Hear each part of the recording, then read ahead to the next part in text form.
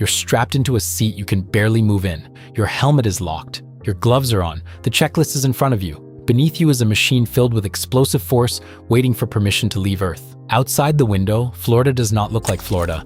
Ice hangs from the launch tower.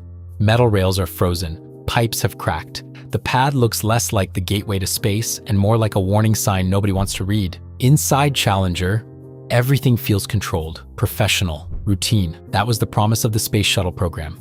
Space travel was no longer supposed to feel impossible. It was supposed to feel scheduled, repeatable, almost normal. And on this morning, America is watching closer than usual, because aboard Challenger is Krista McAuliffe, a teacher from New Hampshire. Millions of students are waiting in classrooms. Televisions are rolled in. Kids are told they are about to witness history. But here's the part they don't know. Less than 24 hours earlier, engineers had warned that Challenger should not launch in this kind of cold. They argued, they showed data, they raised alarms, and then somehow the system turned those alarms into a green light. So the real question is not just why Challenger was lost. The real question is how many people had to look away before the countdown could continue. By January 1986, NASA wanted the space shuttle to feel like the future had become routine. The shuttle was a reusable spacecraft, a flying laboratory, a symbol that humans could go to orbit again and again like clockwork. Challenger's mission was called STS-51L. The crew would deploy a communications satellite. They would observe Halley's Comet. They would run experiments, and Krista McAuliffe would teach lessons from space, turning the mission into the biggest classroom event in American history. That was the public story. Hope, education, exploration. But behind the clean NASA language and smiling press photos, the shuttle program was under pressure. Launch delays had become embarrassing. The shuttle was supposed to fly often, but the schedule was tight, expensive, and politically visible. Challenger had already been delayed multiple times. January 22nd became January 23rd. Then January 24th, then January 25th, then January 27th. Each delay added frustration. Each new date made the launch feel more overdue.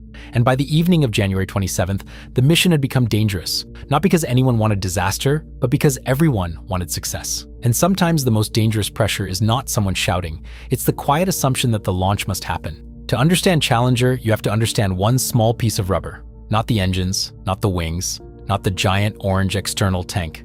Rubber. Inside the shuttle's two solid rocket boosters were field joints sealed by O-rings.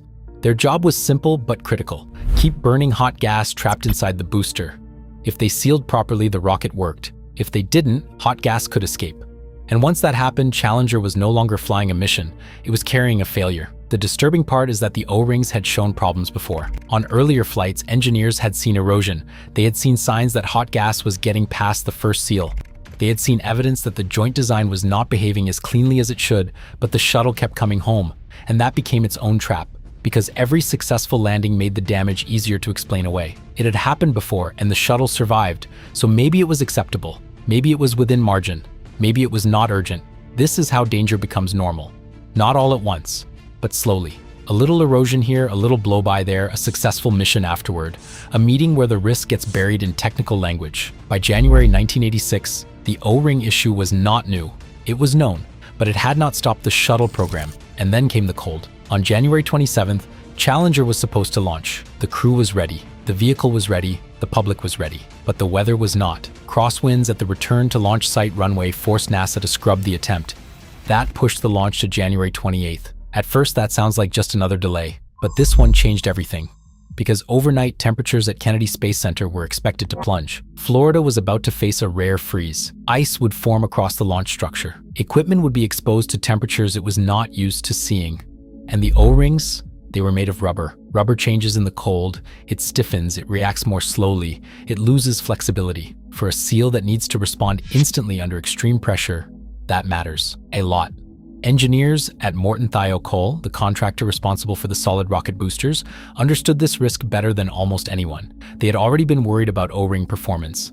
Now they were staring at a launch temperature lower than any previous shuttle flight. That night, the concern became direct. This was no longer a vague engineering issue. This was a launch recommendation.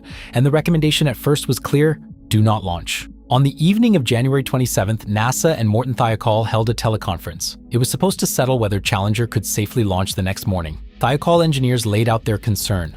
The O-rings had not performed perfectly in warmer conditions. The cold could make them slower to seal. The launch temperature was expected to be far below their strongest data point. One previous launch had shown serious O-ring distress at roughly 53 degrees. The next morning, Challenger's O-rings could be far colder than that. So Thiokol's engineers made a recommendation that should have stopped everything. Do not launch below 53 degrees. That was the lowest temperature where they had flight data. In normal language, they were saying, "We do not know if this will work." But NASA managers pushed back. They questioned the data, they questioned the logic. They wanted proof that the cold would cause failure. And that is where the argument became dangerous, because the burden quietly shifted.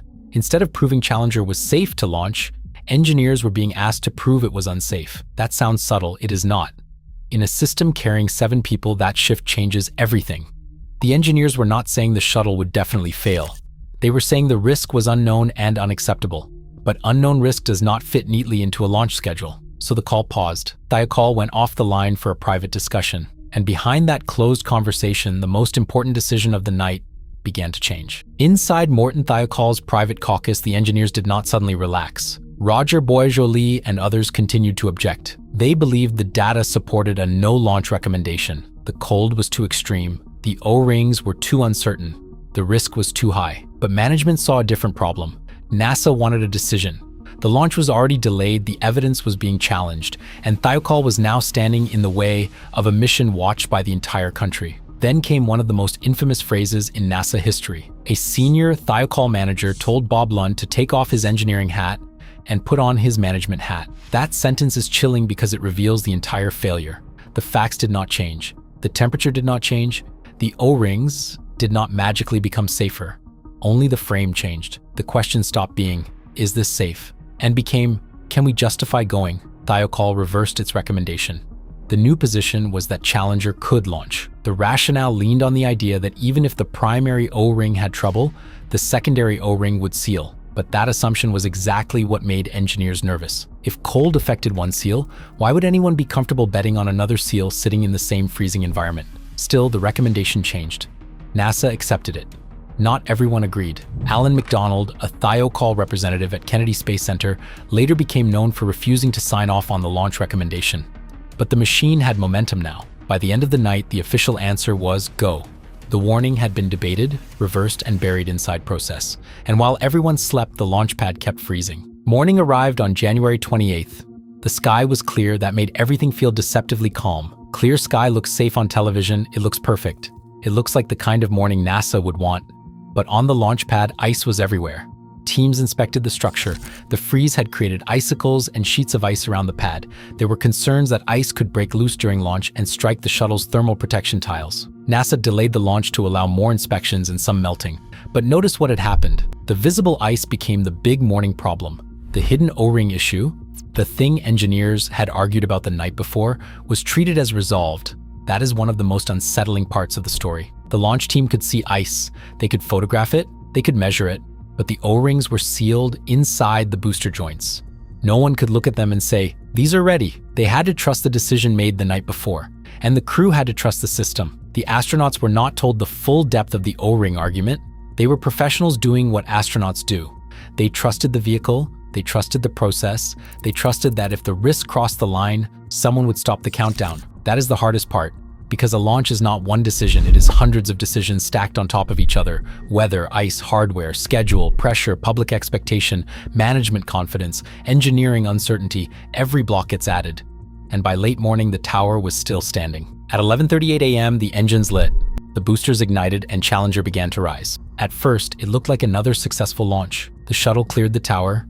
The announcer's voice stayed calm. The vehicle climbed into the bright blue sky. But almost immediately, something was wrong. Cameras later showed puffs of dark smoke near the right solid rocket booster aft field joint. That was the joint, the one protected by the O-rings, the same system engineers had worried about the night before. For a few seconds, the smoke appeared, then seemed to stop, but the damage had already begun. As Challenger climbed, it passed through stronger aerodynamic forces. The vehicle shook, pressures changed. The boosters burned with enormous force. Then flame escaped from the right booster. It began attacking nearby structure. The disaster was no longer theoretical. It was unfolding in real time. At around 1 minute into flight, Mission Control gave the call. "Challenger, go at throttle up." Commander Dick Scobie acknowledged. Those were the last words from the crew heard on the flight loop. Seconds later, the escaping flame caused structural failure involving the booster and external tank. The vehicle broke apart under aerodynamic stress. On television, millions of people saw the white plume split across the sky. For a moment, the broadcast language could not catch up with reality. because nobody wanted to say what everyone was slowly understanding. The classroom event had turned into a national trauma.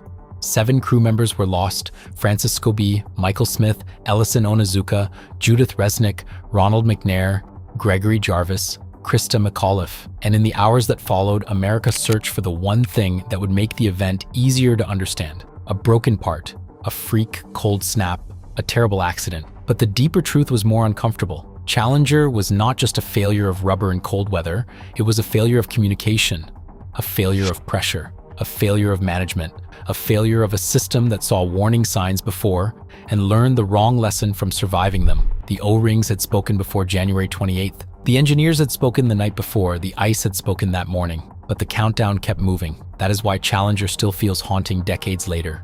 Because the disaster was not hidden in the sky, it was built on the ground. One decision at a time, one compromise at a time. One warning treated as manageable until the final block was placed, and 73 seconds later, the tower fell. So here's the debate. Was Challenger truly an accident caused by extreme conditions, or was it a management failure that turned a known warning into a national tragedy? Pick a side in the comments.